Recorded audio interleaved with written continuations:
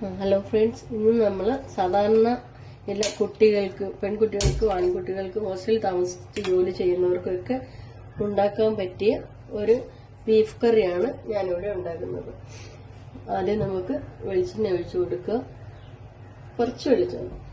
കാരണം ഇതിപ്പോൾ നമ്മൾ മസാല എല്ലാം കൂടി ഇട്ട് പൊടികൾ മാത്രം ഇട്ടൊന്ന് ചൂടാക്കിയിട്ട് നമ്മൾ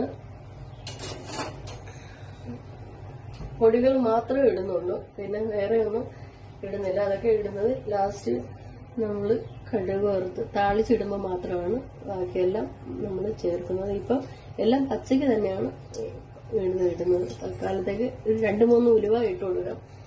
പിന്നെ ആരും അങ്ങനെ ഉലുവ ഒന്നും ചേർക്കത്തില്ല, ചിലരൊന്നും ചേർക്കത്തില്ല, ആർക്കും ഇഷ്ടമാവില്ല. പക്ഷെ ഉലുവ 2 ഇട്ട് കൊടുത്തു കഴിഞ്ഞാൽ നല്ല ടേസ്റ്റും നല്ലൊരു മണമൊക്കെ കിട്ടും. അതുകൊണ്ട് നമ്മൾ 2 ഉലുവ ഇട്ട് കൊടുത്തു. ഇനി നമ്മൾ ചേർക്കേണ്ട ഒരു 2 കിലോ ബീഫാണ്. അതിന് 1 ടീസ്പൂൺ മുളക് പൊടി ചേർത്ത് കൊടുക്കുക. പിന്നെ നമ്മൾ മീറ്റ് മസാല ഇട്ട് കൊടുക്കുക, 2 ടീസ്പൂൺ കേട്ടോ, ചെറിയ സ്പൂണിന്. പിന്നെ നമ്മൾ ഒരു 1/2 സ്പൂൺ മല്ലിപ്പൊടി ഇട്ട് കൊടുക്കുക. ഇതൊന്ന് ചെറുതായിട്ട് ചൂടാക്കി എടുത്തതിന് ശേഷം നമ്മൾ ശകലം മഞ്ഞപ്പൊടി ഇട്ട് കൊടുക്കും. മഞ്ഞപ്പൊടി ഇട്ട് കൊടുത്ത് അതൊന്ന് ഒന്ന് ചെറുതായിട്ട് ചൂടാക്കി എടുക്കണം. ചൂടാക്കി നന്നായി എടുത്തതിന് ശേഷം നമ്മൾ കഴുകി വാരി അരിപ്പക്കൊട്ടയ്ക്കകത്ത് വെച്ച് വെള്ളം എല്ലാം മാറ്റി കളഞ്ഞതിന് ശേഷം എടുത്ത് വെച്ചിരിക്കുന്നതാണ്. ഇനി നമുക്ക് അതിൻ്റെ അകത്ത് കുറച്ച് വെളിച്ചെണ്ണ ഒഴിച്ചു കൊടുക്കാം. വെളിച്ചെണ്ണ ഒഴിച്ചു കൊടുക്കാം. വെളിച്ചെണ്ണ ഒഴിച്ചതിന് ശേഷം ആവശ്യത്തിനുള്ള ഉപ്പിട്ട് കൊടുക്കാം. ആവശ്യത്തിനുള്ളത് ഇടാവുള്ളൂ. പിന്നെ നമുക്കിതാ ചെറിയ ഉള്ളി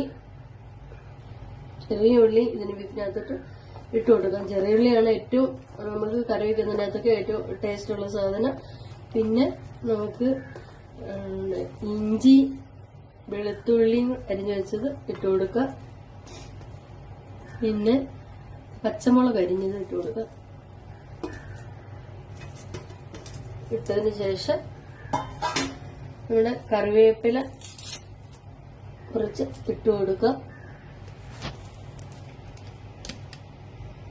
കറിവേപ്പില ഇട്ട് കൊടുക്കുക. ഇട്ട് കൊടുത്തതിന് ശേഷം നമുക്ക് എടുത്തു വെച്ചിരിക്കുന്ന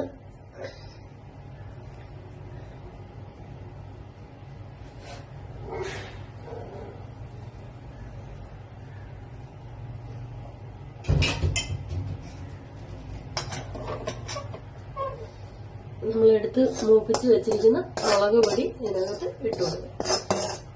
ഉപ്പ്, മുളക് പൊടി, മീറ്റ് മസാല എല്ലാം ചേർത്തിട്ടുണ്ട്. എന്നിട്ട് അത് ഇട്ട് കൊടുത്തിട്ട് നന്നായി ഒന്ന് ഞെരടി കൊടുക്കാം.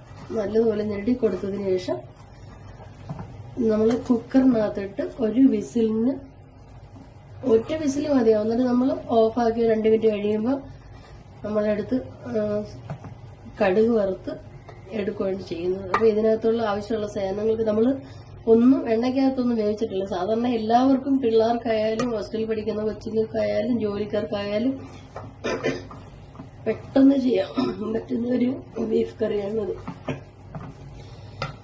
എല്ലാവരും ഇത് ഒന്ന് ട്രൈ ചെയ്ത് നോക്കണം. ഇതിന് കുക്കറിനകത്തിട്ട് ഒറ്റ വിസിൽ കൊടുത്ത് ഒരു 5 മിനിറ്റ് കഴിയുമ്പോൾ നമുക്ക് എടുത്ത് താളിക്കാം. ഫ്രണ്ട്സ്, നമ്മൾ കുക്കറിനകത്ത് ഒരു വിസിൽ വന്ന് ഒരു 5 മിനിറ്റ് വെച്ച് ഇത് വെന്ത് നമുക്ക് ഇച്ചിരി ചാറായിട്ട് വേണം. അതുകൊണ്ട് ഇങ്ങനെ ആക്കി എടുത്തിട്ടുണ്ട്. ഇനി നമ്മൾ ഇതിനകത്ത് കുറച്ച് വെളിച്ചെണ്ണ ഒഴിച്ച് വേറെ പാത്രം വെച്ചിട്ട് വെളിച്ചെണ്ണ ഒഴിച്ച് താളിക്കാൻ പോകണം. ഇത് താളിച്ചിട്ട് വേണം നമുക്ക് ഇതിനകത്തോട്ട് ഒഴിക്കാം.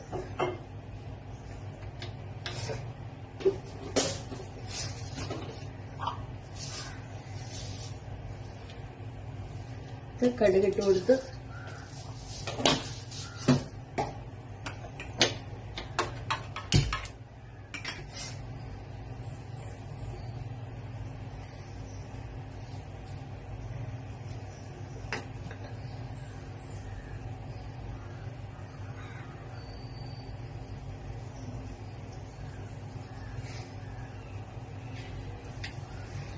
നമുക്ക് ഇറച്ചിയെല്ലാം വെന്തതിന് ശേഷം ലാസ്റ്റ് ഇച്ചിരി ഗരം മസാല കൂടി ഇട്ട് കൊടുക്കാം. ഗരം മസാല ഇട്ട് കൊടുത്താൽ ലാസ്റ്റ് ആ മണം നമുക്ക് മാറത്തില്ല, നല്ലതായിട്ട് ആ മണം കിട്ടും. നമുക്ക് ഉള്ളി അരിഞ്ഞതും വറ്റലുമുളകും ഇട്ട് കൊടുക്കാം. കറിവേപ്പില ഇട്ട് കൊടുക്കാം. ഇനി നമുക്ക് അരിഞ്ഞു വെച്ചിരിക്കുന്ന ഇത്തിരി തേങ്ങ കൊത്ത് ഇട്ട് കൊടുക്കാം.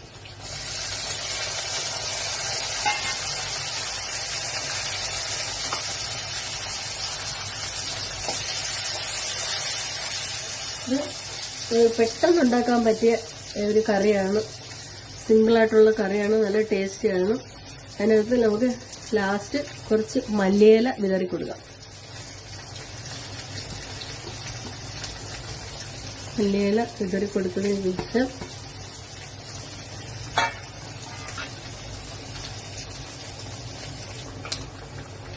നമുക്കിത് താളിക്കാനുള്ള എടുത്തിട്ടതെല്ലാം മൂത്തിട്ടുണ്ട്. നമുക്കിത് ഈ ഇറച്ചിക്കറിക്കകത്തോട്ട് ഒഴിച്ചു കൊടുക്കാം.